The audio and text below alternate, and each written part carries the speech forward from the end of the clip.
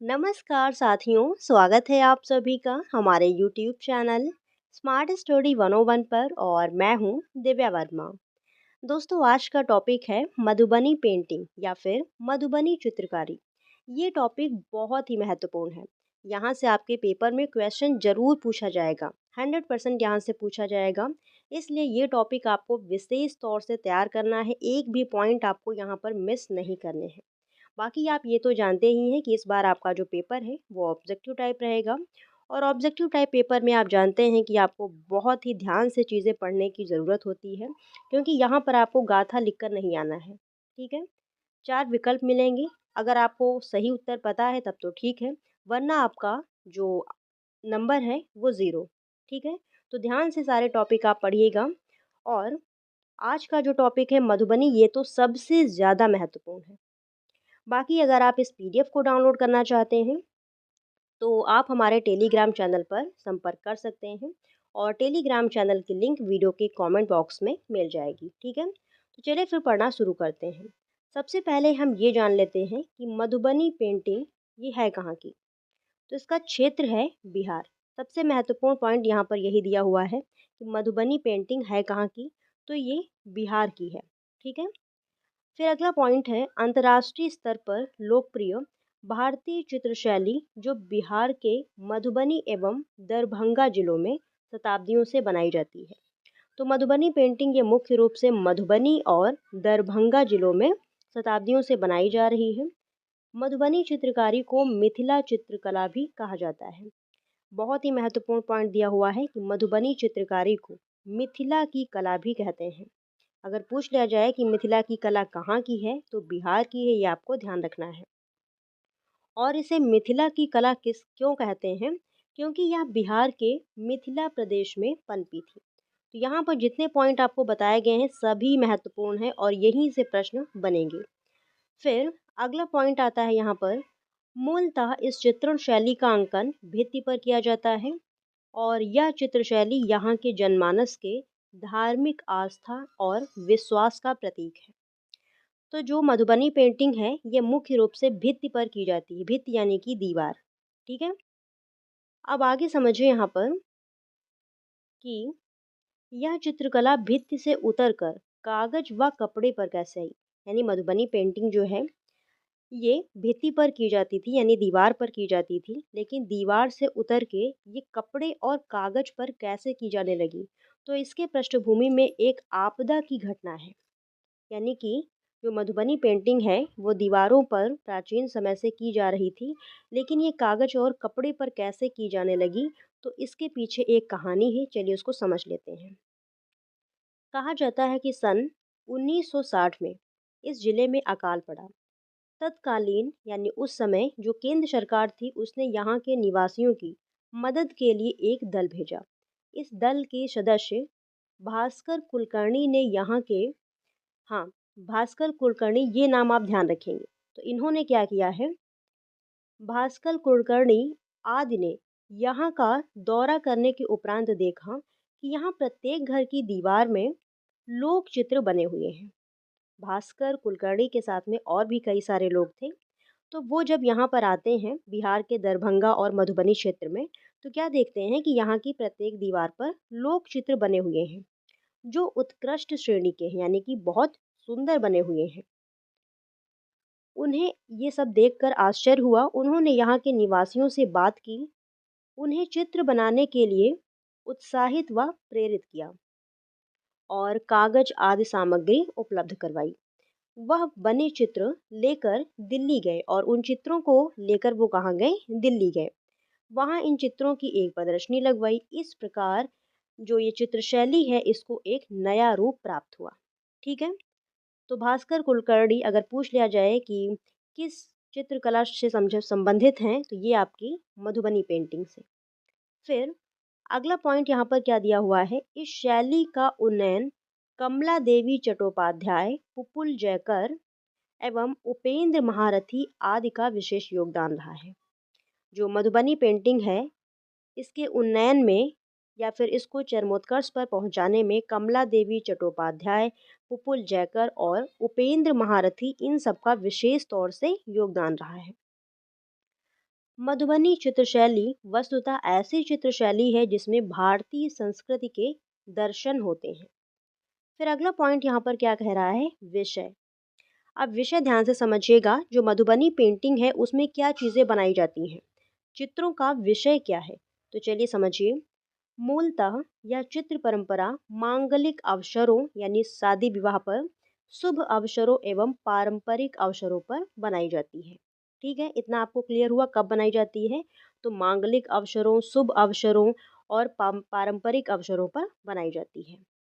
इस शैली के विषय धार्मिक होते हैं, यानी धर्म से संबंधित होते हैं। धार्मिक कथानक या फिर धार्मिक चित्रों का यहाँ पर अंकन किया जाता है, जैसे कि शिव विवाह, राम विवाह, गौरी पूजन, सीता पुष्प वाटिका, माँ काली, गणेश जी और माँ दुर्गा के विभिन्न रूप, श्री कृष्ण की लीलाएं, गोपी संग, रास एवं कोहबर इत्यादि। तो यहाँ पर जो विषय दिए थे ये आप ध्यान रखेंगे कि जो विषय हैं वो धर्म से संबंधित हैं, जैसे कि आपने देखे शिव विवाह, राम विवाह, माँ दुर्गा के विभिन्न रूप, सीता पुष्प वाटिका, माँ काली और कोहबर आदि। ये जो कोहबर कला है ये विवाह से संबंधित होती है। ठीक है। धार्मिक विषय के साथ ही साथ सामाजिक विषय एवं पौराणिक गाथाओं पर भी चित्र बनाए जाते हैं। तो धार्मिक विषय के साथ ही साथ सामाजिक विषय और पौराणिक गाथाओं पर भी चित्र बने हैं। तो ये चीज़ आपको क्लियर हो गई कि यहाँ के जो विषय कैसे हैं वो धार्मिक हैं, पौराणिक हैं। प्रारंभ में इस लोक शैली का अंकन सिर्फ स्त्रियां करती थीं। शुरुआत में जो मधुबनी पेंटिंग है ये बनाने का काम कौन करता था, महिलाएं करती थी, स्त्रियां करती थी। परंतु आय का वैकल्पिक स्रोत बन जाने के कारण पुरुष व बच्चे भी इस विद्या में बहुतायत से चित्रण करने लगे हैं। तो शुरुआत में जो स्त्रियां हैं वो मधुबनी पेंटिंग बनाने का काम करती थी, लेकिन अब इस समय की बात, वर्तमान की बात की जाए तो महिलाओं के अतिरिक्त जो पुरुष हैं, बच्चे हैं, वो भी मधुबनी पेंटिंग बनाने का काम करते हैं। अब हम बात करते हैं आवश्यक सामग्री की कि मधुबनी चित्रण करने के लिए हमें कौन कौन सामग्री की आवश्यकता पड़ती है। तो पहला है यहाँ पर कपड़ा या मोटी ड्राइंग शीट या फिर हैंडमेड शीट। हैंडमेड शीट क्या होती है, जो हाथ से बना कागज होता है। पेंसिल, रबर, काला marker, fine tip, round brush. ठीक है। और फैब्रिक कलर, अगर कपड़े पे बना रहे हैं तो फैब्रिक कलर, अगर आप पेपर पे बना रहे हैं पेंटिंग तो उसके लिए पोस्टर कलर, और इसके अलावा ट्रेसिंग पेपर की भी आवश्यकता पड़ती है। तो ये हो गई आवश्यक सामग्री। अब यहाँ पर अगला पॉइंट दिया हुआ है, समझिए। परंपरागत रूप से मधुबनी पेंटिंग उंगलियों, टहनियों, ब्रश, निब पेन और माचिस की तीली द्वारा बनाई जाती थी। अब यहाँ पर इस पॉइंट को आप ध्यान से समझिए कि क्या बोला जा रहा है। परंपरागत रूप से, अभी आपको जो ऊपर सामग्री बताई गई है वो सामग्री वर्तमान में यूज़ की जाती है, लेकिन परंपरागत रूप से जो मधुबनी पेंटिंग है उसको बनाने के लिए उंगलियों का इस्तेमाल होता था और टहनियों का, यानी कि जो ब्रश बनाते थे वो वृक्षों की टहनियों से बनाते थे। ठीक है। निब पेन, माचिस की तीली, इन सब का इस्तेमाल होता था। इस कला की ब्राह्मण, कायस्थ और हरिजन शैली प्रचलन में है। और इन तीन शैलियों की 5 उपशैलियाँ हैं। कौन सी हैं? भरनी, कचनी, गोदना, तांत्रिक एवं बाल। तो अगर पूछ लिया जाए कि जो मधुबनी पेंटिंग है उसकी कौन कौन सी शैलियाँ हैं, भरनी, कचनी, गोदना, तांत्रिक, बाल, ये हैं। ठीक है। तो मान लिया इनमें से 3 विकल्प में दिए हों, एक कोई दूसरा हो तो आपसे पूछा जाए कि इनमें से कौन सा नहीं है, तो आप ध्यान रखेंगे। ठीक है। ये 5 उपशैलियाँ हैं, इन सभी को ध्यान रखना है। अब पहली आती भरनी शैली।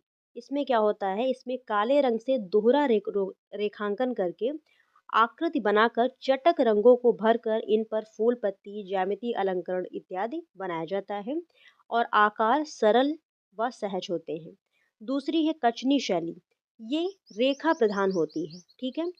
फिर नेक्स्ट है यहाँ पर ओवना शैली। इसमें क्या होता है, इसमें विशेष तौर पर पौराणिक गाथाओं और प्रसंगों का चित्रण किया जाता है एवं गोदना के प्रतीकों का अंकन किया जाता है। गोदना आप समझते हैं, ये भी एक लोक कला ही है।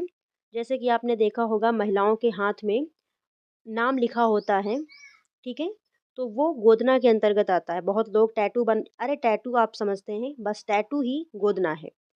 और इसमें क्या होता है, जो ओवना शैली है, चित्रांकन के लिए प्रमुख रूप से काले रंग का इस्तेमाल किया जाता है और सतह गोबर के रस से बनाई जाती है। यानी जिस पर मधुबनी पेंटिंग करना हो ओवना शैली में, तो सतह गोबर के रस से बनाई जाती है और इसको हरिजन शैली के नाम से भी जाना जाता है।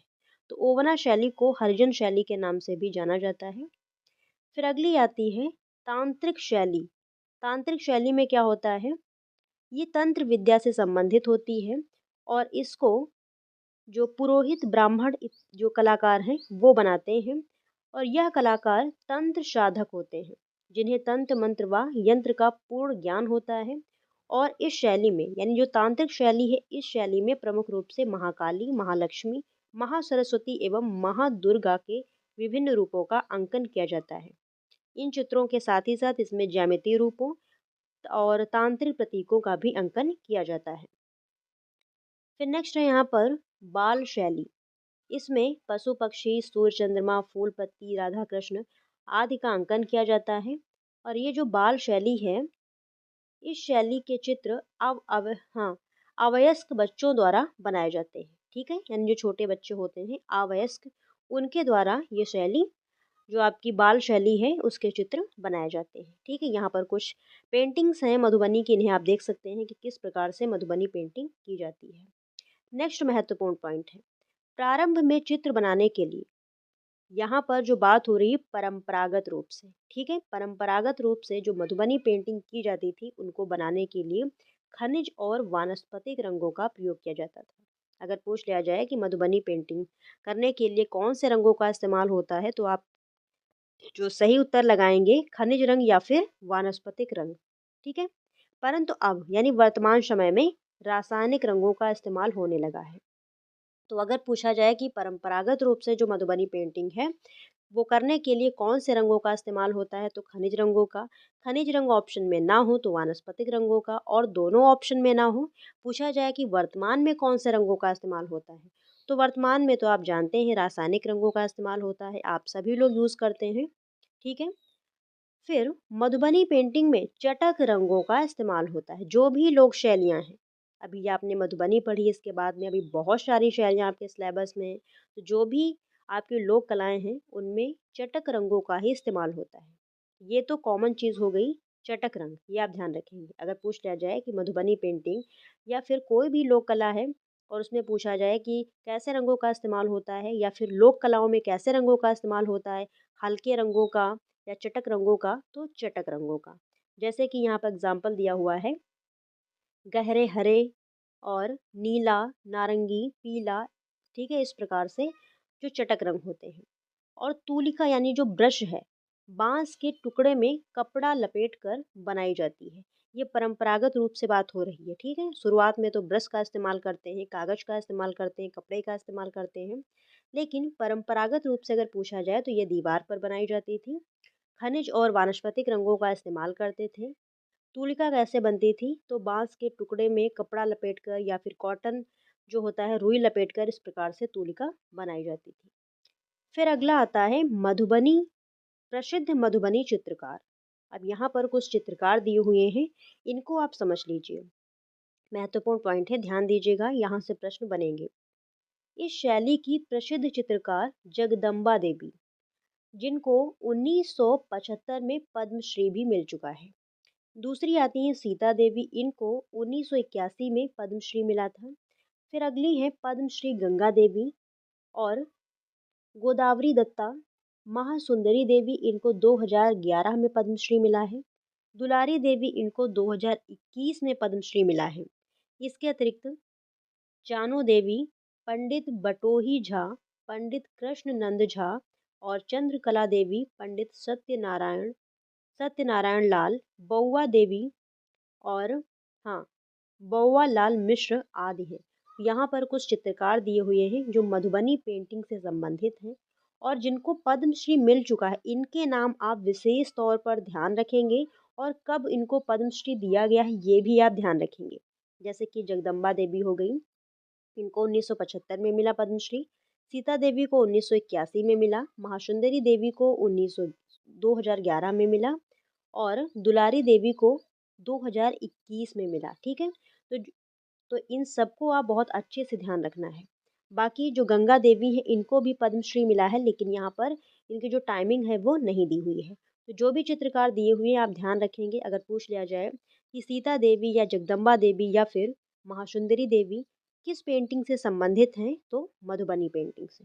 ठीक है, क्लियर हुआ? अब समझिए अगला पॉइंट क्या कह रहा है। जगदम्बा देवी, एक सेकेंड, जगदम्बा देवी अपनी मधुबनी चित्रकला के लिए साल 1970 में राष्ट्रीय सम्मान और 1975 में पद्मश्री से सम्मानित होने वाली पहली भारतीय महिला कलाकार है। तो ये पॉइंट बहुत ही महत्वपूर्ण, इसे ध्यान रखिएगा। ठीक है, 1975 में पद्मश्री से सम्मानित होने वाली पहली भारतीय महिला कलाकार है कौन? जगदम्बा देवी। ठीक है, और 1970 में इन्हें राष्ट्रीय सम्मान भी मिल चुका है। और किसके लिए? मधुबनी चित्रकला के लिए।